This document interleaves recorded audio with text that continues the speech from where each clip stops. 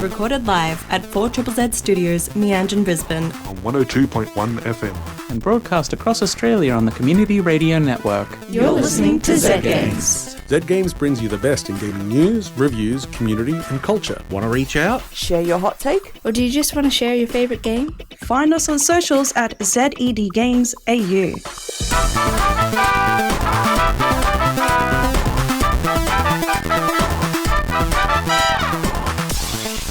You're listening to Z Games. My name is Hazel and I'm here in the studio with... Zara! It's me. It's you. It's us. I haven't been on in a while, so I'm excited. Yeah. I'm really pumped up now. Like, just kind of like, yeah, let's roll, let's rock, let's go. How have you been? You know, it's the assessment period right now. It sure is. And, you know, I'm talking to my fellow students. We're going through it. But you know what? We're getting through it. Shout out to all the students out there suffering. Love you all. And getting through it. The key is to get through it.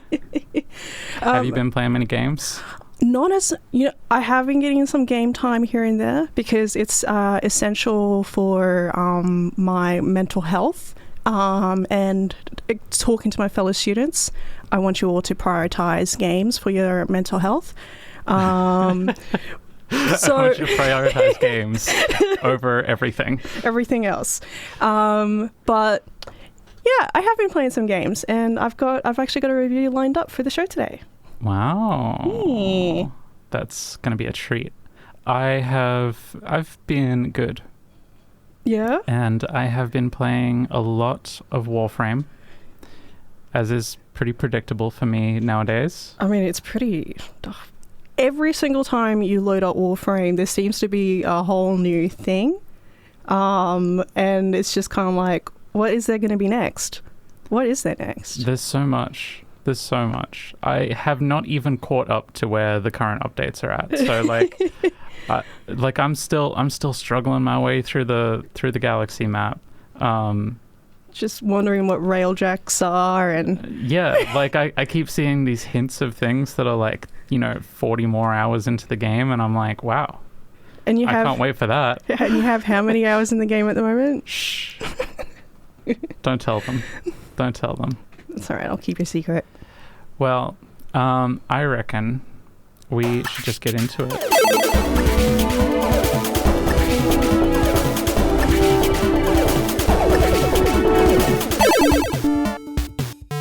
This week in gaming news, we have an update for the EB Games midnight launch for the Nintendo Switch 2. An update?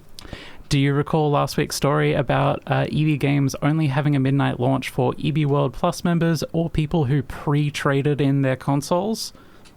Well, they walked that back almost immediately. Woo! Now the EB World Plus members and pre-traders are instead given a fast pass, which assumedly will let them skip the line in front of those people who didn't shell out $49 a year for a subscription to a retail store. This feels like a good compromise.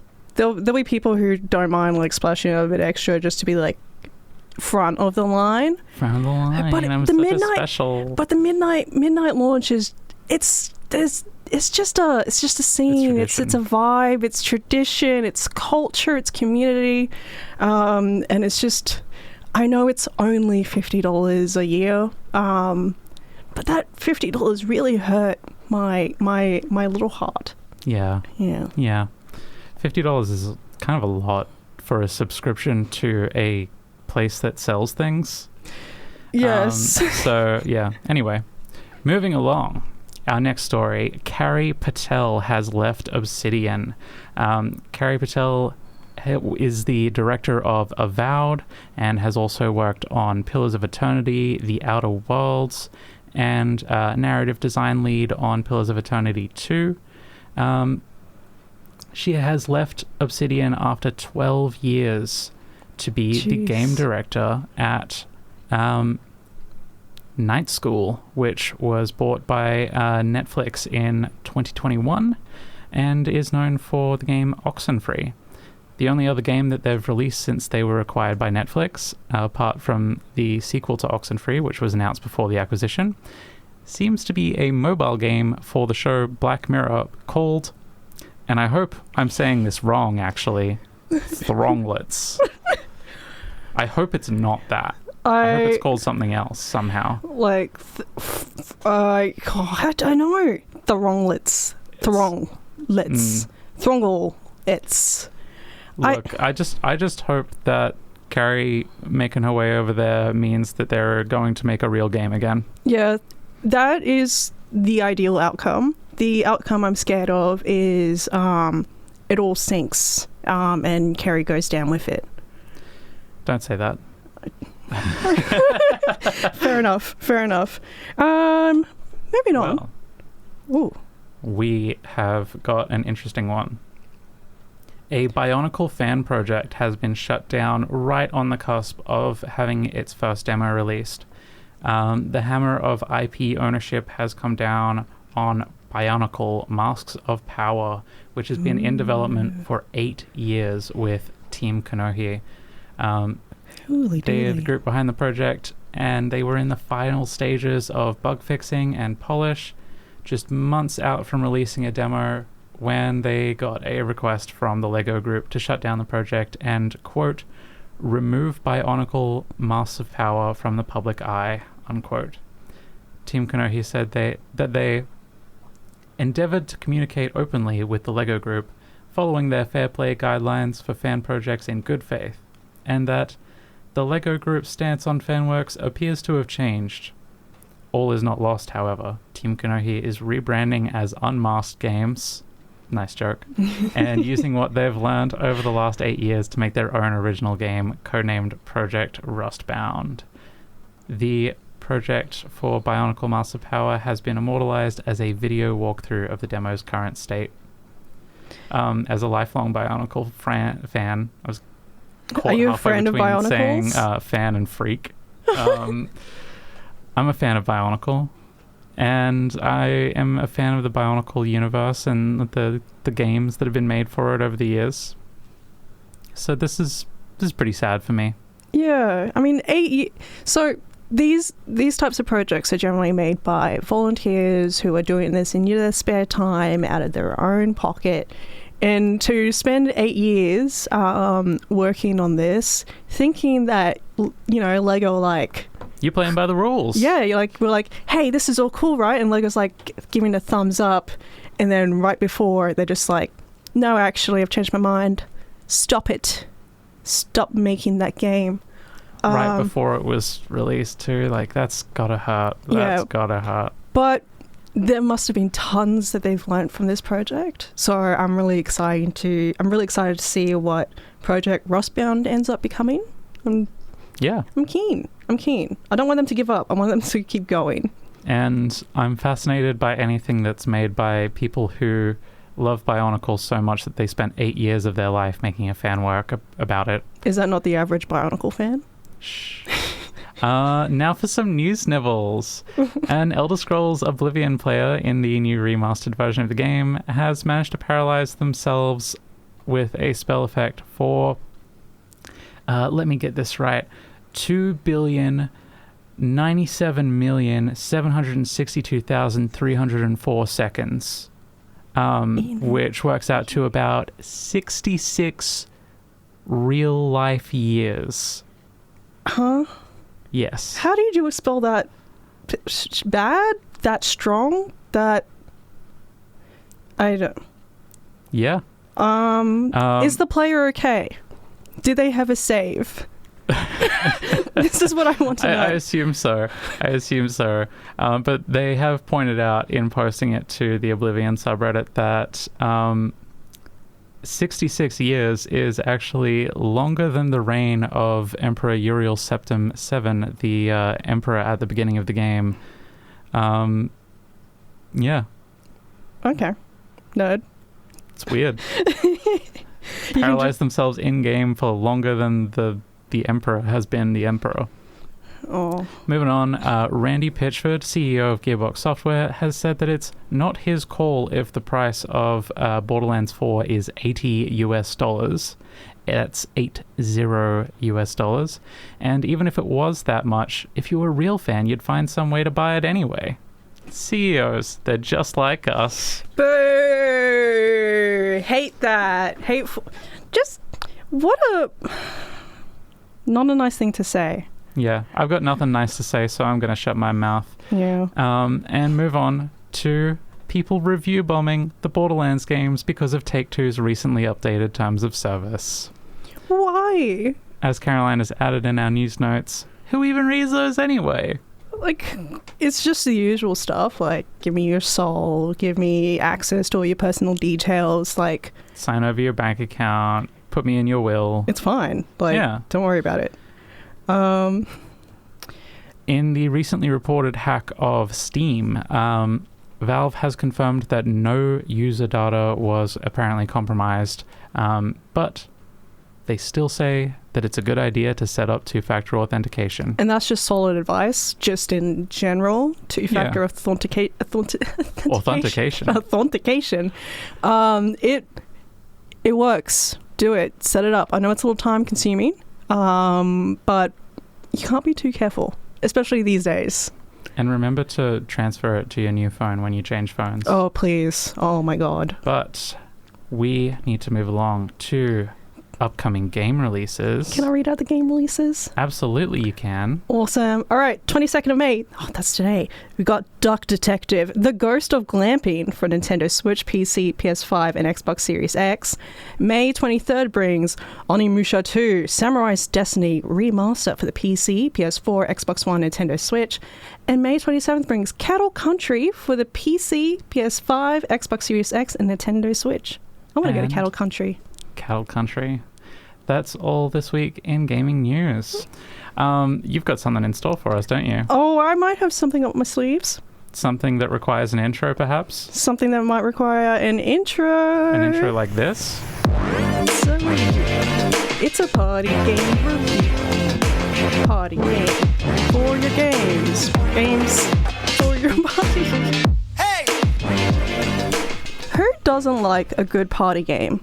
The kind of party game that has you and your friends gathered around the TV, somebody's probably on a beanbag, snacks on hand, warming up your taunts. Something where only one person needs to own it and your friends can hop on. Easy to learn, tricky to master. Satisfying when you win, still good fun when you lose. Well, today I'll be talking about Which Way Up Galaxy Games, developed by Turtle Flip Studios. I got a review key for the Nintendo Switch, and I really feel that it is the optimal way to play this game. But let's get into what this game is. It's a 2D platformer party game that has you and up to 3 of your friends play as Celestials. Cute and colourful little starfolk, and you all duke it out in a series of gravity-based challenges. The controls are simple, left analog stick to move around and aim, jump, perform a comet push with a couple of buttons, and that's kinda it. But the platforming is a bit to get your head around. You and the other Celestials are all out in space, in the cosmos, and your stage is made up of small planetary bodies, each with their own gravity fields. You'll orbit. You'll fling yourself around. You'll need to consider the trajectory of your jump. And when you're all running and jumping around, just orbiting around asteroids and each other, it gets a bit hectic. Thankfully, the design of this game is perfect for the chaos. Each Celestial is distinctive in colour and shape. The UI is clean and colourful, and the Celestials themselves are quite cute and kind of sassy. In multiplayer, you can play through a series of different gravity games, each with their own quirks and twists that you'll need to learn and adapt to. The simplest game is Overload. It's basically tag. Whoever is it when the timer runs out dies. Brutal. My favourite gravity game was Event Horizon, where you all need to outrun a supermassive black hole while avoiding obstacles that could knock you out. There's also Hole-in-One, which is space golf, and Star Ring, which requires you to try to keep within a moving sphere. There's Constellation Catch, where you try to claim stars in various constellations, and many more. Each Galaxy game took 1 round to learn and 1 round to lock in. There's enough chaos to feel like you're at the whims of space, but there's also enough control that with a bit of time you can get quite good at the game. Which brings me to single player. There is a single player mode which will have you play through a series of missions. You pick a celestial, for example Spark, and their missions are all themed around platforming mechanics. If you select Sprout, all their missions are golf themed. Each character has a little story to go with them, and there's actually quite a lot of world building and lore. Maybe a little bit too much at times, but the missions are challenging. I'm glad that they give you a fast restart button, but hey, you'll get good at the game. I did also get the chance to interview the developer Nick, which I'll be uploading to ZGames AU on the 25th of May, and that was a really fun chat. But overall, I really enjoyed Which Way Up Galaxy Games. I like that there's some skill involved, I like that it's challenging, and its look and design is just mwah. I haven't finished the single player mode yet, and there's actually more content on the way to look forward to, so I think this will be a reoccurring game at Hangouts. And that is Which Way Up Galaxy Games by Turtle Flip Studios. Thank you so much, Sarah. Turtle flip, turtle flip, turtle flip. You're listening to Z Games. My name's Hazel. I'm here in the studio with Sarah. And now Paul is going to take us away with a tribute to our dearly departed friend and co-host Cameron. Have a listen. Thank you for that seamless introduction, announcer. A few weeks ago, I was asked if I'd like to make a tribute to our friend Cam, as it was coming up to a year since his sudden passing. A member of the Z Games team, and a wonderful man who I'd quickly come to love. That said, he and I were still early in our friendship. We had very similar niche interests in gaming, and were planning several projects together, including an interview with his game developer hero, Jeff Minter. My immediate sadness to the news was also filled with my own selfish loss of everything he and I could have done, and the intimate friendship I was wanting to cultivate over what I had assumed would be years together. So this is the story of growing closer to someone after they've already left us, directly via the creation of this segment. Google Cameron Davis. Hey, there's a golfer with the same name. The same thing happens when you Google my name. Just another thing we had in common. Google Cameron Davis, game developer. This giant bomb profile simply says, possibly the most lovable Aussie of them all, and that's saying something. I have a feeling Cam wrote this himself, but it's not an unjustifiable position to argue. He was an exceedingly friendly and positive man that had a wide reach in the gaming industry, starting on the journalism side before moving into game development, but then moonlighting as a comic book artist and writer.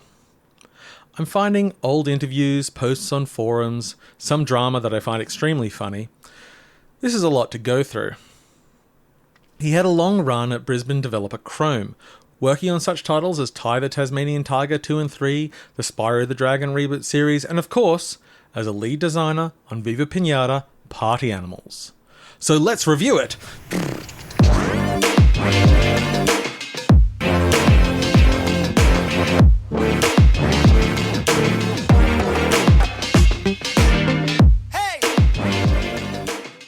Viva Piñata Party Animals is a multiplayer party game for the 360 and a spin-off to the Viva Piñata series. Releasing in 2007, just around the time GTA 4 was supposed to release before it was delayed. Here's a quote about it from Cameron. I guess the GTA 4 delay will give people more of a chance to buy my game. Nah, not even I believe that. Look, Party Animals is a f***ing party game. We're not exactly writing Shakespeare here. We're doing a kids game. And we happen to do kids games very well. In summary, Viva Piñata Party Animals is a f***ing party game for kids from people who do kids games very well. It's also backwards compatible, so load it up on your Series X.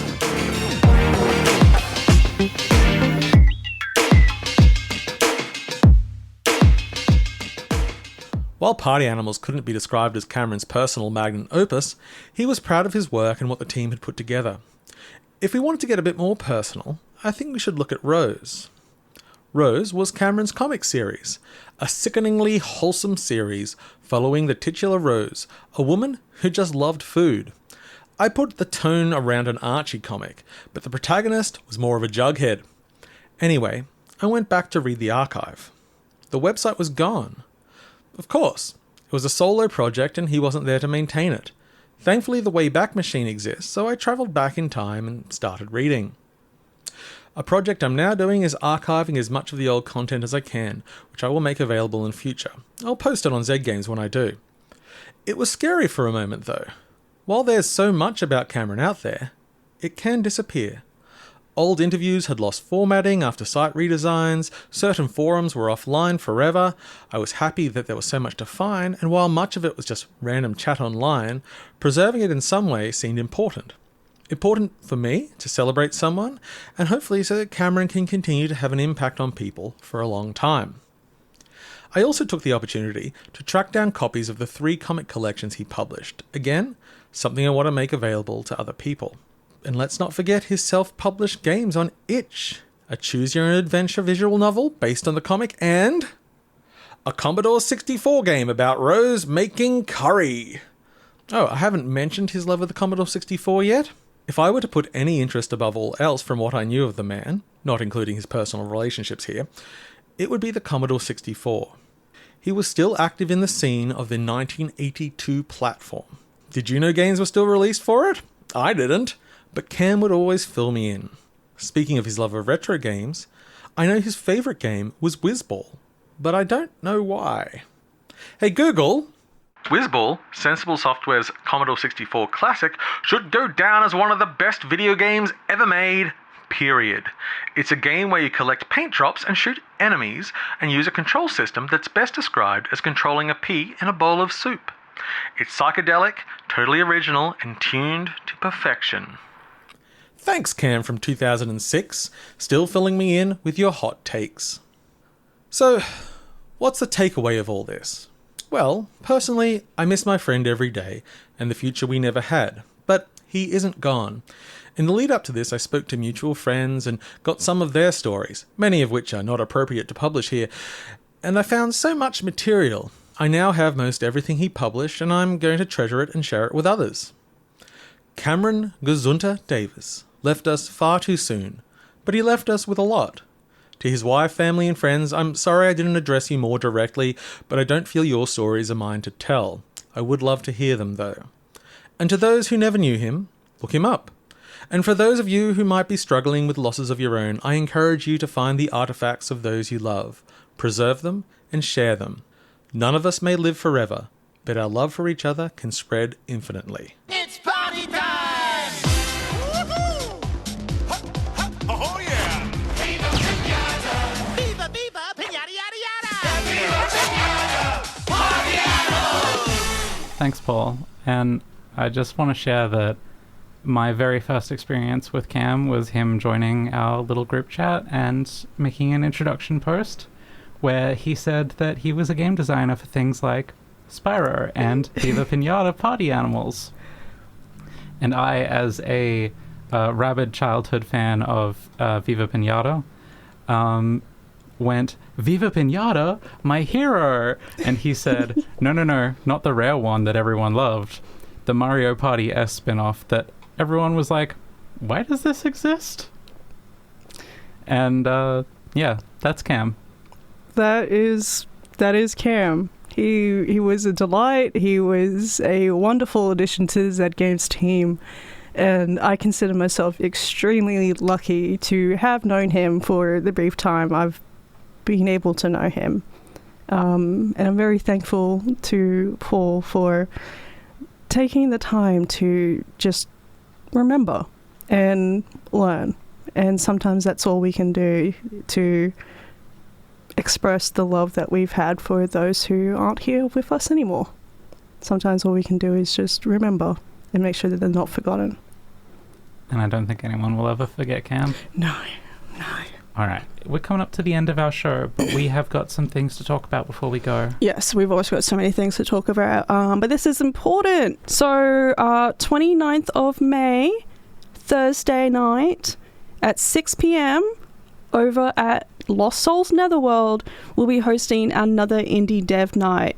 And here are the games we got lined up for you. We've got Tempopo by Witchbeam, Schrodinger's Cat Burglar by Abandoned Sheep. We've also got Moonbrella by Jet Williams. We've also got We've got Lone Pine by Bang Bang Bang Interactive, which I'm really excited about.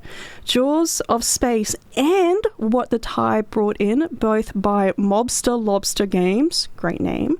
We've also got Aqueducts by Reed and Jack. We had them on the show a little bit while ago.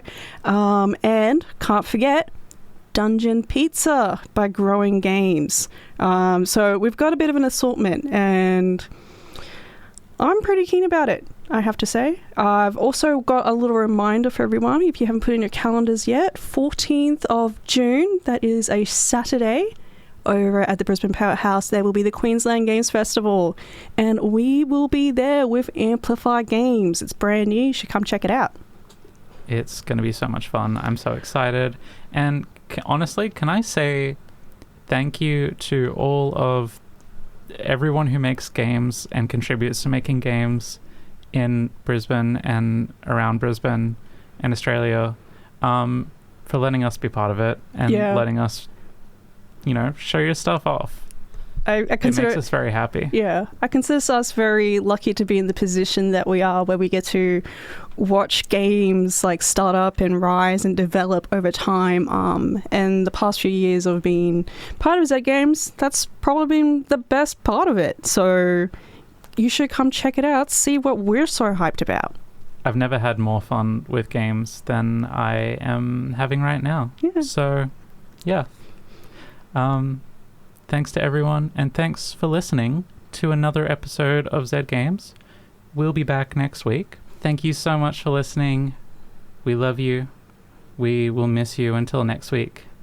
Good night. Good night. And goodbye. Bye. Love you. Bye. Bye. Love you. Bye. Love you. Good night. Goodbye. Love you. Love you. Yes. Bye. Love Thank you. Thanks for listening to Z Games. If you'd like to listen to more, you can find us on the Community Radio Plus app. Or find us on socials at ZED Games AU. See you next time.